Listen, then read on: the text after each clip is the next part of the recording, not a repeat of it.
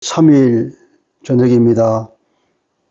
한 주의 중간에 다시 하나님 전에 나와서 예배할 수 있게 해주심을 감사합니다. 주님, 우리가 늘 주님만 바라보고 살아야 할 건데 세상 일에 마음이 뺏겨서 주님으로부터 운이 떨어지고 그래야 말씀에서 떨어진 자신을 발견하며 아버지께 회개합니다. 아버지, 항상 나의 의식이 주님을 바라보게 하여 주옵소서. 한순간도 띄지 아니하며 늘 주님을 바라보며 성령께서 내 안에 계시고 내 곁에 계시다는 것을 인식하며 살게 하여 주옵소서. 그래야 삶의 모든 선택의 순간순간마다 내 곁에 계신 주님께 묻고 주님의 응답을 받아서 움직이는 주님의 사람이 되게 하여 주옵소서. 성령 하나님, 우리 속에 충만하게 임재하여서 온전히 우리를 인도하여서 하나님의 원하시는 그 길을 기쁘게 갈 수 있도록 주님 은혜 베풀어 주시옵소서. 우리가 악에 빠지지 아니하고 아버지 허탄한 곳에 관심을 두지 아니하고 우리에게 주어진 그 시간을 바울이 말한 것처럼 그 시간을 속량하여서 악한 자에게 뺏기지 아니하고 그것을 온전히 구속하여서 나의 시간으로 하나님께 드리는 복된 시간이 될 수 있도록 우리 인생을 주관하여 주옵소서. 예수 그리스도 이름으로 기도합니다. 아멘.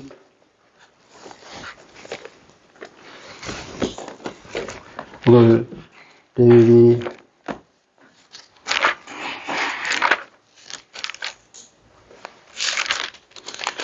지난번에 일출에 관한 걸 좀 하다가 말았죠.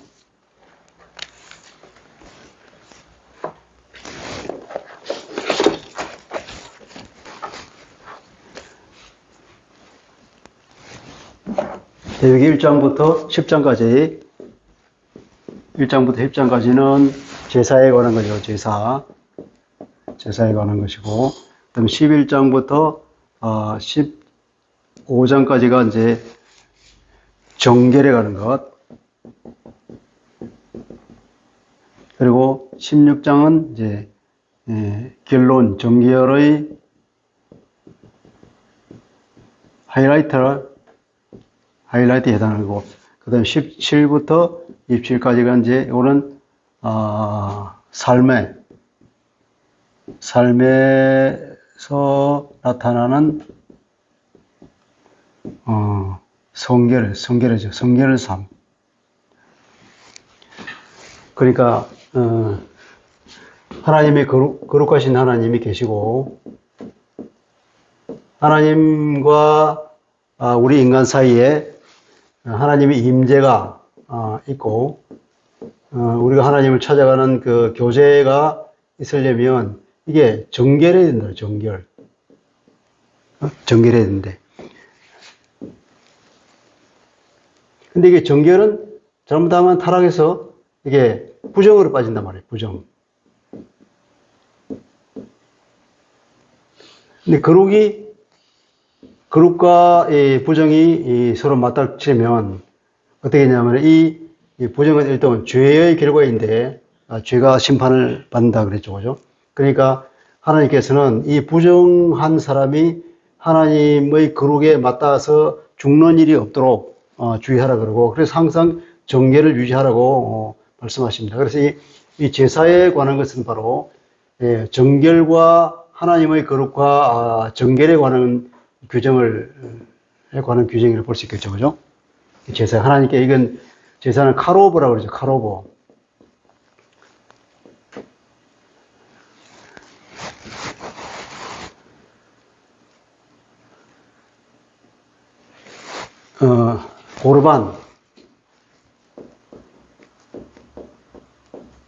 고르반이죠. 카로보 가까이 가다. 이건 가까이 하는 거죠. 카로보가 가까이 하는 것에 대한 이제 코르반이라는 말이 나오는데 이게 제물이잖아요. 제물. 제사적 제물은 코르반이라고 그러는데 이것은 하나님께 가까이 가는 것이란 말이죠.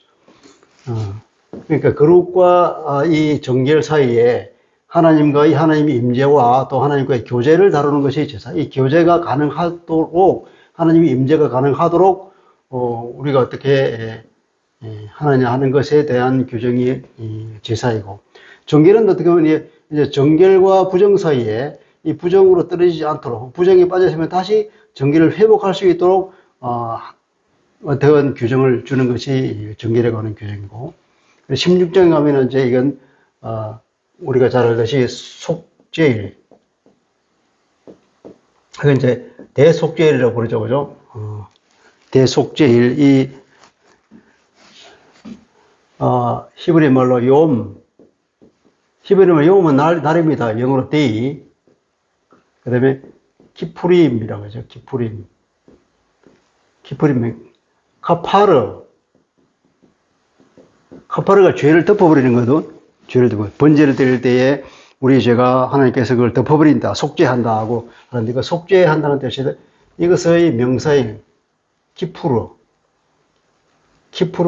이것의 복수형이 키푸림입니다. 그러니까 이것은 속죄의 날이죠. 속죄들의 날. 이 전체가 이 제사와 정기를 통틀어서 이 거룩을 온전히 회복하는 그 중요한 날. 하나님께서 이스라엘과는 같이 사시겠다고 하는데, 하나님은 우리와 사시고 싶어 하는 하나님이란 말이죠.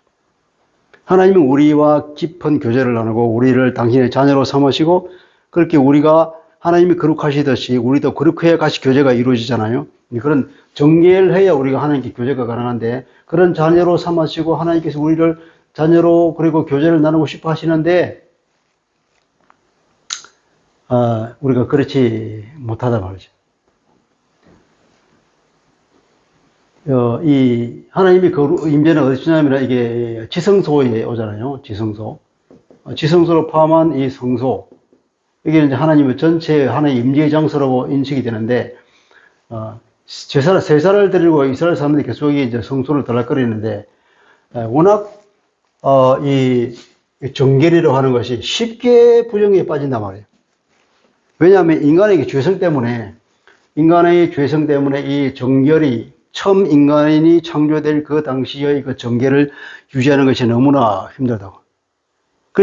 그래서 부지불식간에 자칫하면 자기도 모르는 사이에 이 부정으로 빠져버리는 것이 인간이기 때문에, 그리고 자기도 모르게 열심히 한다고 하고 정결을 유지하기 위해서 제사적으로 다 하는데 자기도 모르게 이 부정에 빠져서 성소를 들락거리는 사람들 때문에 이 성소가 오염이 된다.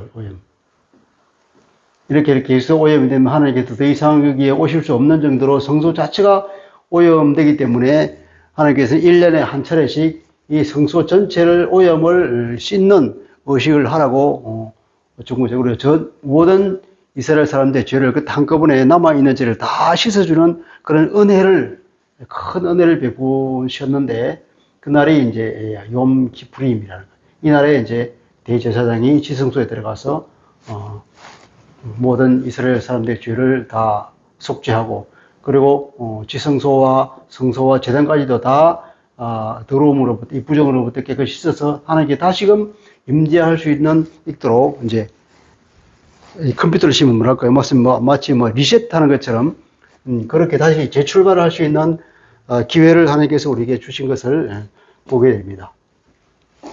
자, 그래서 오늘 이제 오늘은 정결에 관한 이제 처음에는 먹는 것에 관하였고, 그 다음에는 병으로 가는 것, 특히 피부병. 그 세 번째는 이제 성적인 것. 몸의 유출병이라고 그러는데, 여기서 이제 몸은, 완곡이라고 그랬죠. 그죠? 몸의 유출이다. 그러니까 성기에서 나오는 유출이라고 볼 수 있겠죠. 그러니까 정상적인 유출이고 비정상적인 유출이 있는데, 정상적인 유출, 남자도 정상적인 유출이 있고 여자도 정상적인 유출이 있는데, 남자가 공이 정상적인 유출은 이제 부부가 이제 동심하는 것, 이것까지도 뭐냐면 이게 이제 부정하다 이렇게 얘기합니다. 이 부정한 것은, 근데 하나님께서 처음에 이스라엘을 찾아오실 때, 시내산으로 내려오셨을 때 이제 모세 보고 시내산 이 모세가 올라갔다가 내려오는데 이 기슭에 이렇게 경계를 긋고 더 이상 못 오게 하나님께서 하면서 이제 하나님께서 오실 임재할 그때에 이스라엘 사람들은 하나님의 거룩한 곳에 오기 위해서는 깨끗해야 되기 때문에 깨끗함을 유지하기 위해서 처음에 이제 옷을 빨아라. 이제 그리고 의식적인 어떤 그걸 가르쳐요. 옷을 빨아라. 이게 출애굽 19장에 나오죠. 19장에 처음 하나님께서 신에 임재하실 때. 그리고 또 하나는 여자와 잠자리를 같이 하지 마라.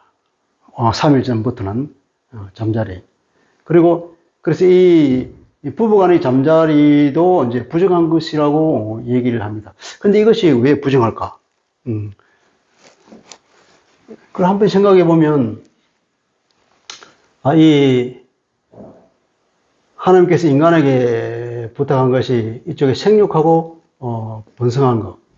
생육하고 번성하기 위해서는 반드시 이 부부의 관계를 통해서 자손이 잉태해야 된단 말이에요. 자손. 부부간의 그 잠자리를 같이 해서 자손을 잉태하는데 이 도구가 뭐냐면 도구가 이게 육체의 정욕이란 말이죠. 정욕. 도구가. 우리 흔히 도구를 보면 칼이라는 도구가 있잖아요. 칼이라는 도구가 굉장히 유용하지 않습니까? 어떤 자르거나 끊거나 할 때 굉장히 유용한 도구인데, 근데 이 칼은 또 위험하단 말이죠. 칼이 유용한 도구이기는 한데 위험하기 때문에 이 칼을 사용하기 위해서는 어떻게 해야 된다고요? 조심해서 다뤄야 된다고. 칼은 아주 조심해서 다뤄요. 마찬가지로 이 하나님께서 사람을 생육하고 번성하도록 자손을 두도록 이렇게 하나님께서 이제 구도를 마쳤는데 이 도구가 정육이라는 도구인데 이것이 굉장히 유용이긴 한데 칼과 마찬가지로 굉장히 위험한 거란 말이에요.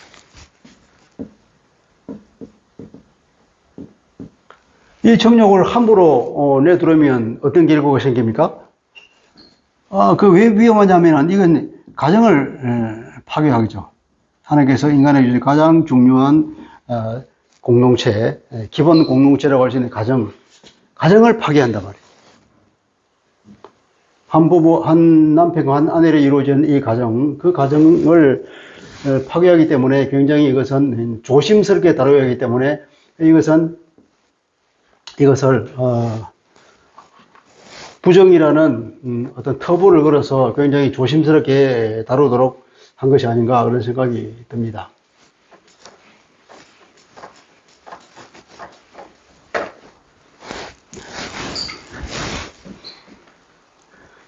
이절에 보면 이스라엘 자손에게 말하여 이르라 누구든지 그의 몸에 유출병이 있으면 그 유출병으로 말미암아 부정하니라. 그 몸이라는 것은 여기 남자를 말하는 거예요. 이게 그 몸, 바사르라고 하니까 몸, 살.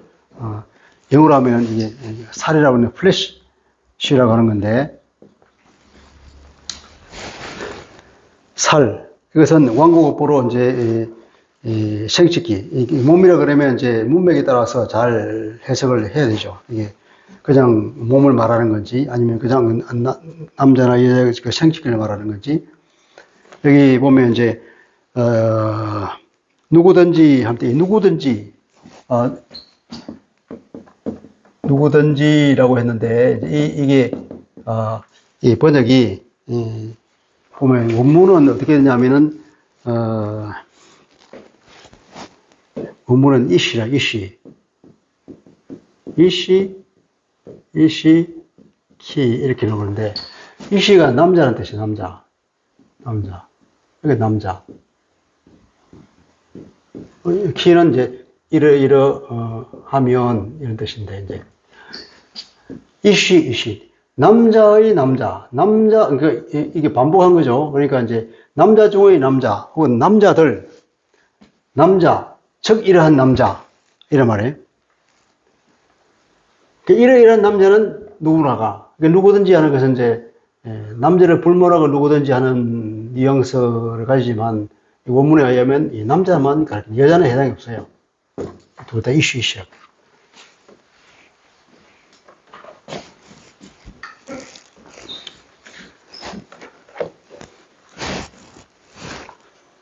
유출병이라고 하는 것은 이제 옛날에 70여 년이나 유대 랍비들이나 혹은 그 초대 교보들도 다 해석하기를 이것은 성병의 일종인 임지를 얘기하는 것이다. 이렇게 해석을 했다고 합니다. 성병으로. 유출된다고 하는 것은 이제 흘러나가는 거거든요. 흐르는 것, 흐르는 것, 유출, 흐르는 것. 병이라서 고름이 이제 계속 흐르는 걸 얘기하겠죠. 고름이 계속 흐르는 걸. 3절. 그 유출병으로 말미암아 부정함이 이러하니 곧 그 몸에서 흘러나오든지 그 몸에서 흘러나오는 것이 막혔든지 부정하다.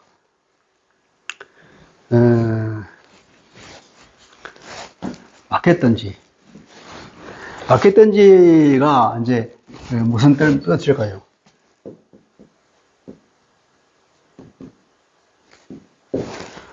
우리 개역 한글 시절에는 이게 이제 엉겼든지 이렇게 번역했습니다.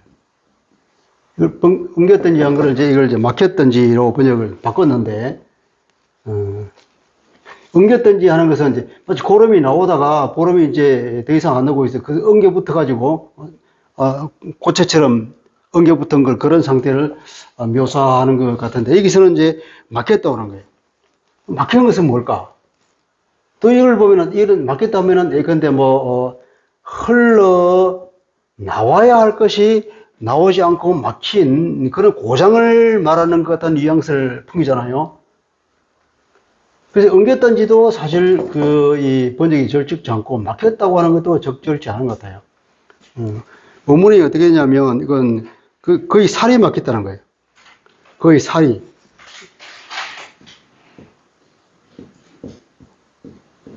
거의 살이 막혔던지.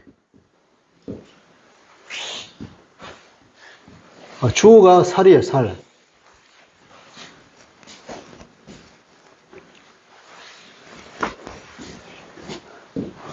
이렇게 보면 이제 그냥 흐르는 것이 막힌 것이 아니라 살이 막힌 거예요, 살이. 살벽이 우리가 상상해 볼 수 있는 것은, 그냥 그 성기 부분이 이제, 염증이 생겨 부어서,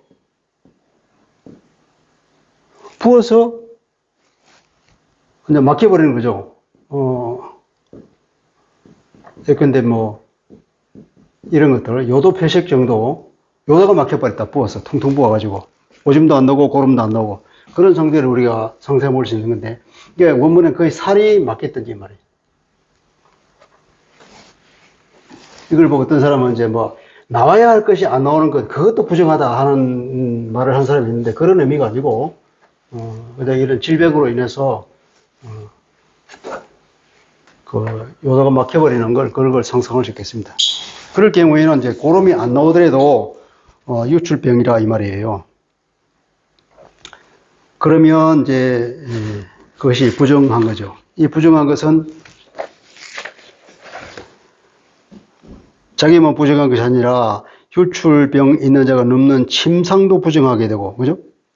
그가 앉았던 자리도 부정하고, 그래서 그 침상이 부정해지니까 침상에 접촉하는 자도 부정하게 되고, 유출병이 있는 자, 앉았던 자리에 앉는 사람도, 그 자리가 부정해지니까 그 자리에 앉는 사람도 부정해져서 옷을 빨고 물로 씻어야 깨끗해질 정도로 하루 동안 부정하게 된다는 거죠. 그리고 유출병이 있는 자, 몸에 접촉하는 자도 부정해지죠.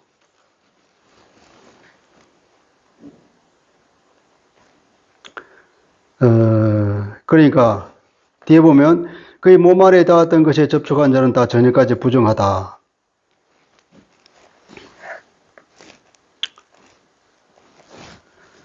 그리고 11절에 유출병이 있는 자가 물로 그 손을 씻지 아니하고 아무데니 만지면 그 자는 그 옷을 빨고 물로 몸을 씻을 것이며 저녁까지 부정하다. 유출병이 있는 자가 만진 질그릇은 깨뜨리고 나무그릇은 다 물로 씻으라.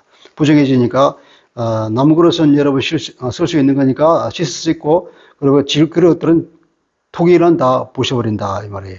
근데 이게 보면 손을 씻지 않고 만지면 부정하게 된다. 그러면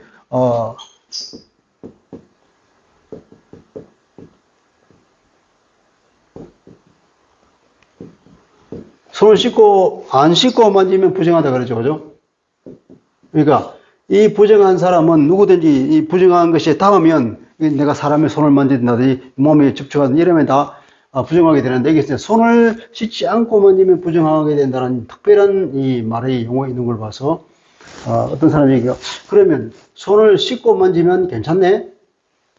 그러니까 그래 부정한 사람도 손만 잘 씻고 씻으면 다른 사람을 만져도 문제가 없는 걸로 그렇게 해석하는 사람도 있는데 그것보다는 오히려 손을 씻는다고 하는 이 얘기가 단순히 손만 씻는 게 아니라 왜냐 앞에 이 사람이 만지는 것은 다 부정하기 때문에 이게 손 씻는다고 해서 그 부정이 없어진다? 그건 좀 이상하잖아요. 그러니까 이 손을 씻는다고 하는 것은 이 정결 내에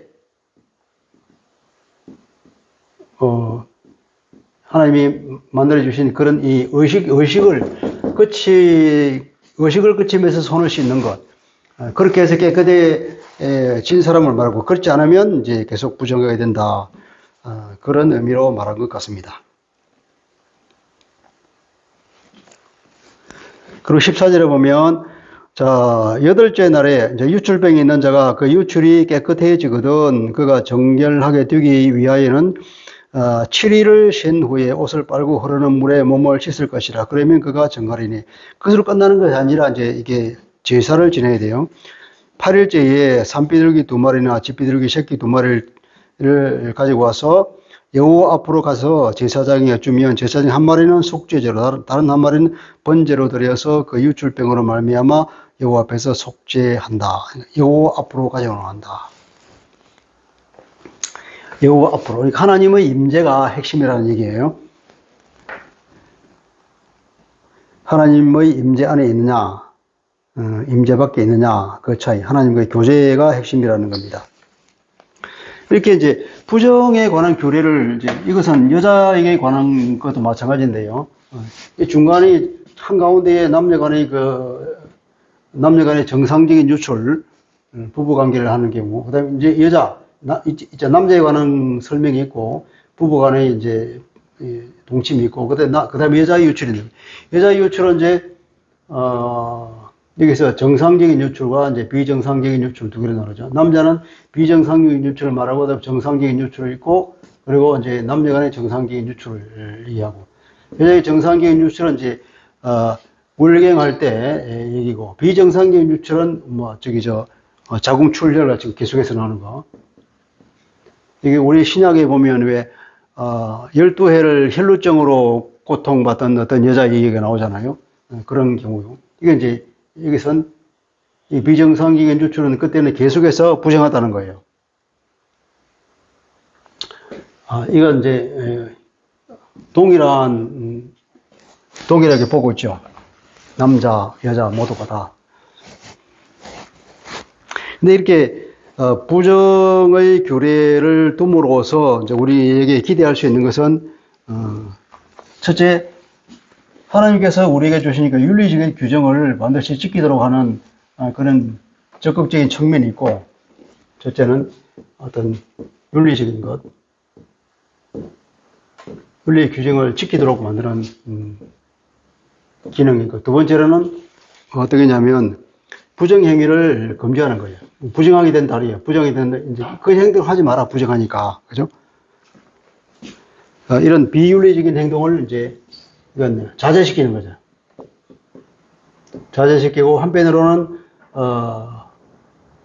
그런 비윤리적인 행동의 대상이 되는 피해자가 되는 사람에 대해서는 보호하고 그런 의미가 있는 거예요. 이게 지난번에 말한 타부가 어떤 문화인류학적으로 터부의 기능하고 비슷하다 그랬죠, 그죠? 그러니까 이제 심지어는 부부 관계를 했을 때 이때 이거 유출까지도 부정하다. 그러니까 이 부부간의 성관계까지도 그것이 부정하니 하물며 다른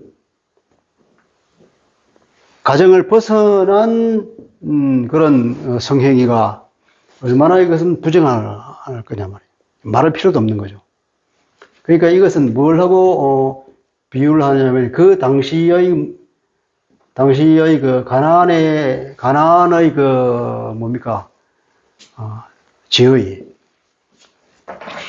그런 이방에서 섬기고 있는 그 제사는 신을 섬기는 것은 다 우상 숭배를 하는데 이 우상 숭배의 핵심이 뭐냐면 그 제사를 지내는 그 제의에서 매음이라 매음.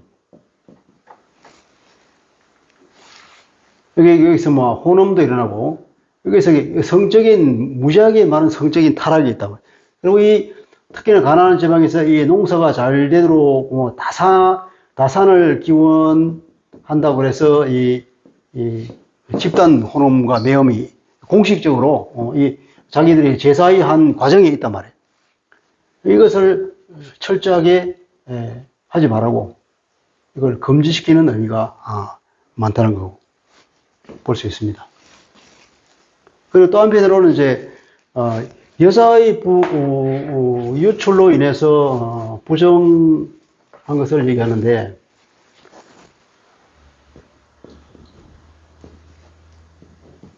이제 흔히 그 당시 문화에서는 이제 학자들이 그렇게 생각합니다. 그 옛날에는 기혼한 여성들은 월경을 하는 경우는 거의 없다. 왜냐하면 그래 일찍 조혼을 했는데 이제 사춘기부터 결혼을 해서 결혼을 하자마자 임신하고 아기 낳으면 젖먹이고 그리고 조금 지나면 다시 임신하고 아기 낳고 거의 뭐 아기 낳는데 기계처럼 계속 돌아간다 이렇게.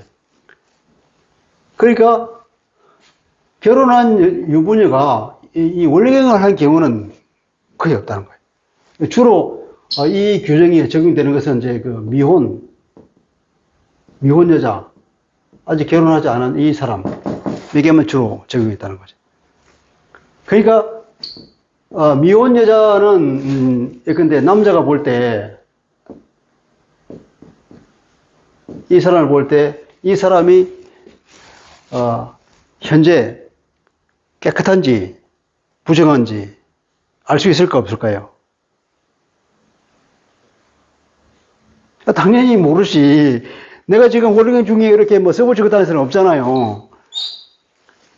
그래서 이 미혼인 여자는 항상 이 제의적으로 부정한 여자라고 이거 봐야 되는 거예요. 만약에 자기도 모르는 사이에 접촉했다가는 자기도 부정하게 되잖아요. 그러니까 남자가 아예 그런 미혼인 여자는 접촉을 안 하도록 만든 거지. 그러니까 어떻게 됩니까? 이 미혼 여자를 보호하는 거예요. 남자로부터.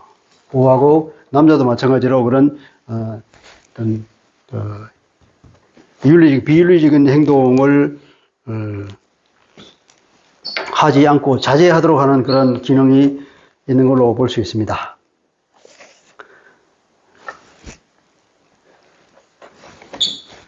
이것이 15장에 나와 있는 유출에 관한 구조거든요.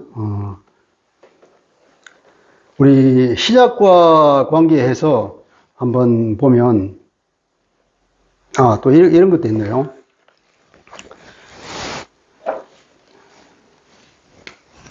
거룩한 전쟁. 우리 성경에서 보면 이제 이스라엘이 전쟁을 할 때는 하나님께서 말씀하시기를 그 전쟁은 내가 하는 것이다. 하나님의 전쟁이란 말이에요. 여호와의 전쟁. 여호와의 전쟁이기 때문에 이 전쟁은 성전이에요. 거룩하신 하나님께서 이스라엘 대신해서 싸워주는 전쟁이기 때문에 이런 하나님께서 허락하는 전쟁은 이것은 성전이에요. 그 거룩한 전쟁에는 이게 부정한 사람은 그 성전에 참전할 수 있을까요, 없을까요? 참전 못 한단 말이에요. 그러니까 전쟁에 나가기 위해서는 항상 깨끗해야 되고 여자를 가까이 하지 않아야 되는 거예요. 근데 우리야 얘기하죠. 다윗이 우리야를 불러서 잘 대접하고 자기 집에 가서 자기 부인과 동침하도록 유도를 했는데 우리야가 절대로 자기 집에 안 가는 거예요. 나의 사령관이 나의 동료들이 지금 전쟁 중에 싸우고 있는데 내가 어떻게 편안히 내 집에 가서 밥 먹고 자면서 부부 관계를 하게 되냐. 더구나 그렇게 되면 나는 부정하게 되는데 부정한 사람이 다시 전쟁에 갈 수가 없단 말이에요. 여기서 핵심은 우리야가 말하는 핵심은 뭐냐면 부부 관계를 통해서 내가 부정하게 되어서 그 성전에 내가 참여할 수 없게 된다. 그런 의미가 깔려 있다고 봐야 됩니다. 우리 그 읽을 때. 그죠? 그런 것을 알면 우리가 그 이야기를 더 깊이 이해할 수 있겠죠. 또 한편으로는 그 전쟁에서, 그 전쟁은 거룩한 전쟁이기 때문에 여기는 포로로 잡힌 여자가 있잖아요. 그 포로로 잡힌 여자도 남자가 함부로 이 여자를 가까이 해서 부정하게 되면 안 되잖아요. 그러니까 이 여자를 이 전쟁에서 포로 잡힌 여자를 보호하는 기능이 있다는 거예요. 그러니까 하나님께서 얼마나 전쟁을 통해서도 이런 여자와 이약자들을 보호하시는지 하나님의 긍휼하심과 은혜를 볼 수 있는, 우리 하나님 그렇게 나이스하신 분이에요. 그렇죠. 그 옛날에 사람들이 자기 마음대로 행동하는 그 시절에도 이렇게 자기 백성들은 뭐랄까 이런 신사적인 행동을 하도록 그렇게 자기 백성들을 만드시죠.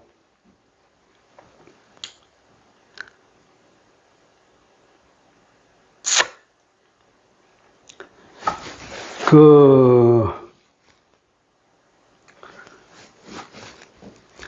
31절 너희는 이와 같이 이스라엘 자손이 그들의 부정에서 떠나게 하여 그들 가운데 있는 내 성막을 그들이 더럽히고 그들이 부정한 중에서 죽지 않도록 할지니라.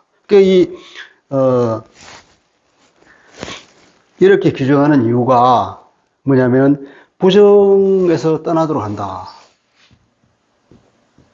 부정에서 떠나서 이게 이제 정결을 유지하는 거죠, 그죠? 부정에 따라 정결을 유지하고, 그리고 다시 부정해서 성소에 들어오면 이제 죽음,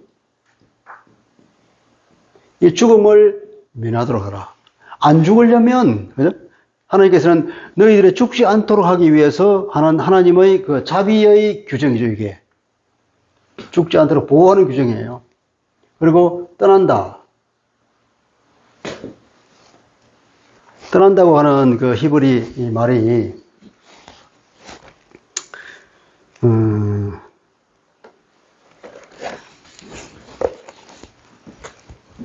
나자르라고 해요, 나자르. 나자르예요, 떠난다. 여기서,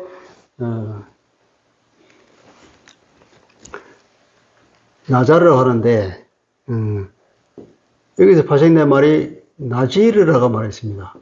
민수기 6장에 보면 나실에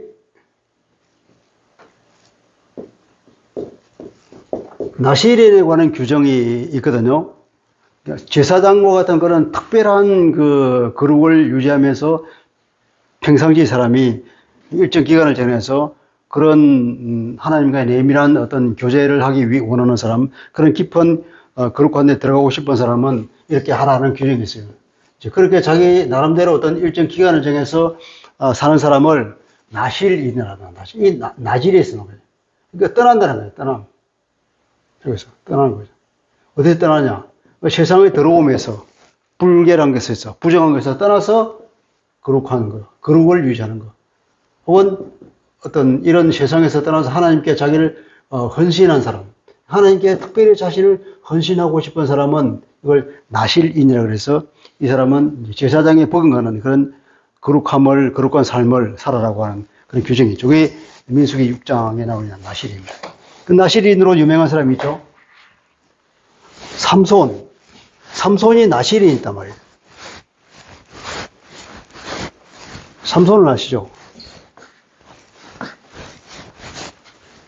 삼손이 태어날 무렵에는 이스라엘이 이제 그 당시에 누구와 그냥 이게 그 당시 이방인들이 누구였죠?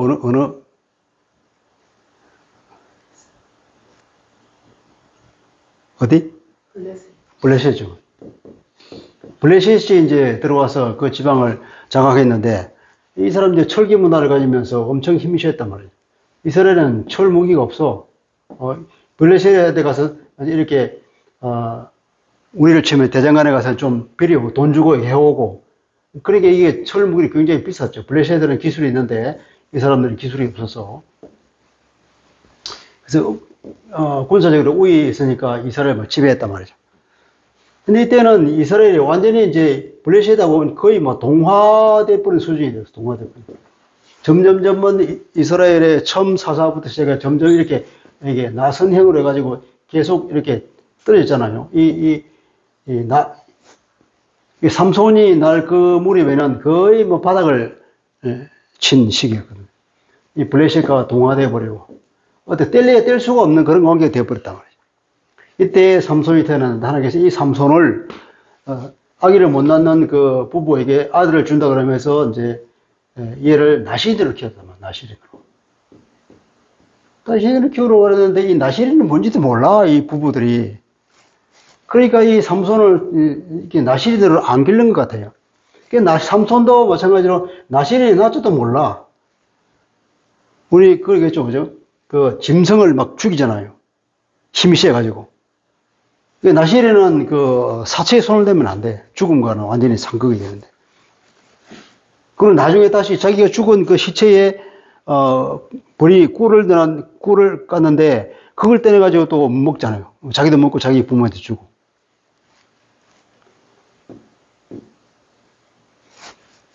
그래서 이 사사로 하나님이 보내신데도 불구하고 사사로서의 기능을 하지 못하고 뭐 자기 욕정에 따라서 사는 힘만 센 그런 사람이라고 보죠.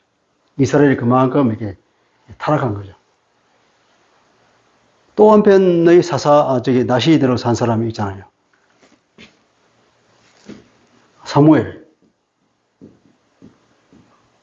사무엘은 그 엄마 한나가 내가 태어나면 하나님께 드리겠습니다. 그러잖아요. 나시린을 드리겠다. 사무엘은 태어나자마자, 젖대고 나서 성전에서 자랐죠. 이 사람은 나시린으로 살았단 말이에요. 하나님이 친히 주신 나시린은 이렇게 돼버리고, 인간 측에서 내가 스스로 하나님께 나시린을 드리겠습니다 한 이 사무엘은 정말 나시린처럼 살아서 이스라엘을 제대로 일으키고 다윗을 세워준 그런 사사로 살았죠. 그거 보면 하나님께서 우리에게 은혜를 주셔도 그걸 받을 만한 도량이 안 되면 그 은혜를 깨닫지 못한다. 근데 이 사람이 너무 갈급해서 하나님의 은혜를 너무 갈급해하면 그때는 하나님 말을 안 해도 스스로 나시린으로 드리고 하나님의 그 은혜가 얼마나 귀한지를 알 때에 드디어 하나님의 뜻도 이루어지고 하는 걸 보면 참 그 진주를 돼지에게 던지지 말라는 주님의 말씀이 무슨 말인지 다가오기도 해요. 그래서 우리가 함부로 뭐 은혜를 주십시오, 이걸 해주십시오, 저걸 해주십시오 하는 그게 우리의 육정을 위해서 그냥 막연히 하나님께 그 은혜를 구하는 것이 하나님이 잘 안 주시는 이유가 그런 것 같아요. 그 의미를 잘 못 깨달았기 때문에 줘봐야 그 아무런 의미도 모르는 걸 오히려 그것 때문에 사람이 타락할까 봐 하나님 안 주시는 것이 아닌가 그런 생각도 듭니다.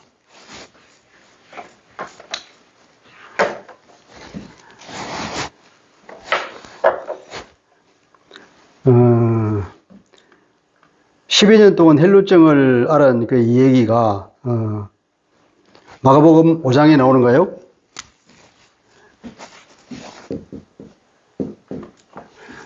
예수님이 이제 옷을 입고 있는데 이 여자가 이제 이 헬루증으로 고생하다가 이걸 예수님한테 가면 나을 거라 생각하면서 예수님한테 가 자기 치료해달라고는 말하기도 부끄럽고 차라리 나는 살짝 가서 뒤에 옷만 만져도 그분이 이 능력이 많으시니까 내가 나을 거다. 그런 믿음을 가지고 있다. 그래서 이 옷자락에다 손을 딱 댔어요. 근데 이 예수님이 갈 때 주변에 무수히 많은 사람들이 왔단 말이에요, 주변에. 막 밀고 딱지고 하는 난리 났죠.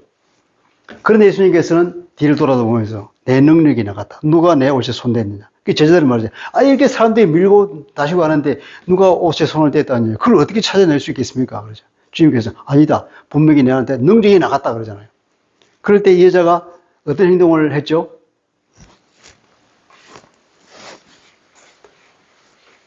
이 여자가 두려워서 떨었다 그랬어요. 두려워 떨며 주님 앞에 무릎을 꿇었다.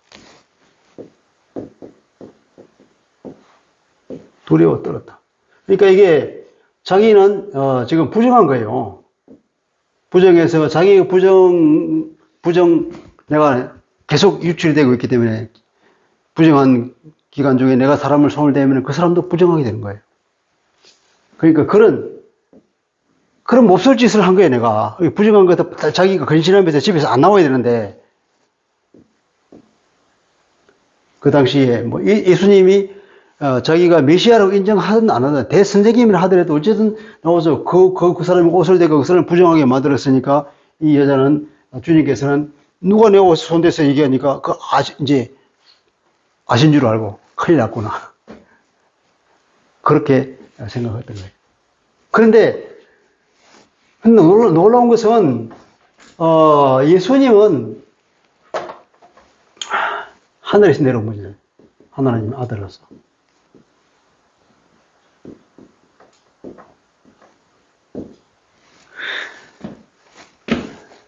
근데 문둥병자 대표적으로 부정한 사람인데 이 사람은 손을 대가지고 낫게 했단 말이에요. 치유. 예수님 손을 대면 치유했어. 이뿐 아니라 죽은 사람도 살리고, 그죠? 그리고 뭐 죄인이나 그런 더럽다고 하는 사람들 틈에 가서 같이 밥도 먹고 얘기도 하고 교제를 나누고. 도대체 예수님은 누구신가? 다 이 사람들이 다 이 사람 하나님 아들이다. 아들이고 이 사람은 메시아다. 하나님 아들의 메시아로 하나님이 보낸 사람이라 그러면 이스라엘 사람들의 이해에 의하면 그분은 분명히 거룩하신 분이다. 그 거룩하신 분이 이 문둥병자가 손을 댔는데 이 사람이 안 죽어. 죽어야 되잖아요. 그죠? 거룩과 부정이 부딪히면은 심판을 받아서 이 인간은 죽어야 되는데 안 죽고 오히려 이 사람이 치유를 받았어. 이 사람이 이 예수라고 하는 분이 희한한 분이에요. 과연 이 예수가 누구냐?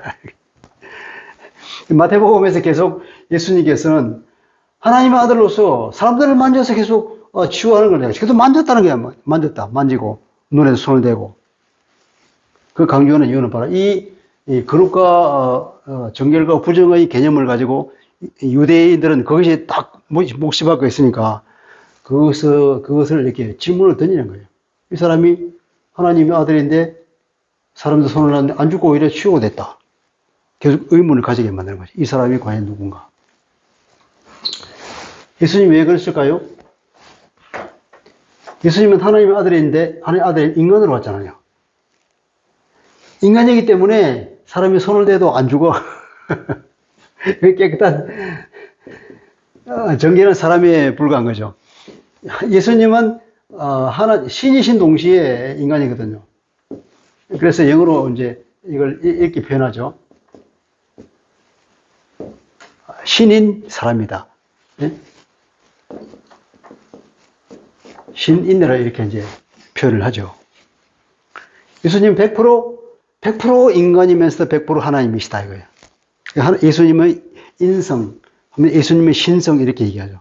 그 예수님의 인성과 신성을 제대로 이해하지 못한 초기 몇백 년 동안 이거 가지고 엄청난 논쟁이 있었고 또 여기에서 예수님을 잘못 이해하는 바람에 나중에 이단으로 빠진 그 종파들도 많이 있었죠. 그래서 이렇게 많은 토론과 그걸 거치면서 결국 그런 많은 사람들이 이제 잘못 이해한 사람들은 이단으로 정죄가 되고 예수님이 완전한 인간이면서 완전한 하나님이다 하는 그 이해가 지금 우리가 정통신학으로 나와 있죠. 그 예수님이 죽을 때 십자가에서 죽는 것을 보고도 이 이해가 없는 사람들은 이제 그렇게 엉뚱한 소리를 하는 거예요. 십자가에서 예수님이 달릴 때 십자가를 찍기 전에 예수님이 그렇게 고뇌간데 제자들 보고 내가 죽게 되었다. 그렇게 고통 가운데 있으면서 마지막 그 겟세마네 동산에 기도할 때 정말 기름을 짜내는 듯한 그런 그 고통의 기도를 드렸잖아요. 제자들이 자고 있는데도 자기는 나가서 또 기도하고 돌아와서 또 기도하고 이렇게 이것은 100% 인간으로서의 그 고뇌. 그 처참한 십자가를, 가장 고통스러운 십자가를 지고 죽어야 하는 몇 시간 앞을 보면서 그 얼마나 가슴이 떨리고 고통스럽겠냐. 그래서 주님께서 할 수는 있다면 아버지 그냥 지나가게 하면 안 되겠습니까? 그러면서도 그 미션을 해야 되겠기에 그러나 내 뜻대로 마시고 아버지 뜻대로 해주십시오. 이게 예수님의 기도의 결론이었죠. 결론인데 일단 이 고뇌에 찬 인간은 100% 인간으로서 고뇌를 한 거죠. 그런데 어떤 사람이 아니 자기가 이 십자가를 지려고 하나님의 그 미션을 가지고 왔다 그러면 십자가를 지면 기쁜 마음으로 져야지.